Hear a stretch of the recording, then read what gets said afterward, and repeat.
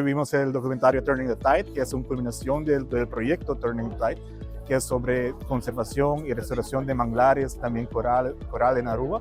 Este proyecto fue un proyecto de 2 años con diferentes socios, Universidad de Aruba, Aruba Foundation, Universidad de Wageningen, y aquí fuimos haciendo un proyecto para intentar restaurar.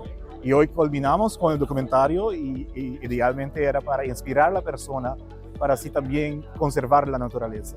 Sí, lo puedes ver en Gloria aquí, pero también en Principal en San Nicolás y en Renaissance Marketplace en Playa.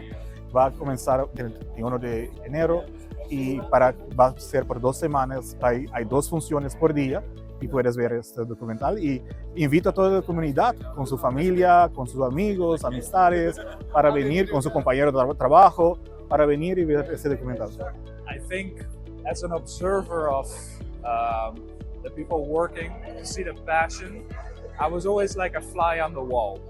So for me, it's very special to kind of present the passion of these people to the country of Aruba. I think it's very important to show the kind of work that they're doing for the next generations to come, to kind of get inspired and maybe also be activated to restore nature. I think there's a couple of moments in the documentary that are, you kind of get the emotions out, and those are the most special moments. But it was always very important for me to get close to people. I think in a documentary setting, you really need to get as close to your subject as possible. If your camera is right next to them, you're capturing it. And that's kind of how you get close to the people as well. And you kind of dig into their personalities and what drives them.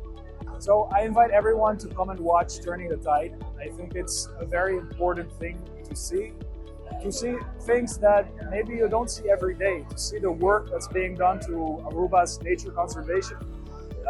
It's a local production. You'll see things that you recognize, and you'll see the passion of everyone working on turning the tide and restoring Aruba's nature.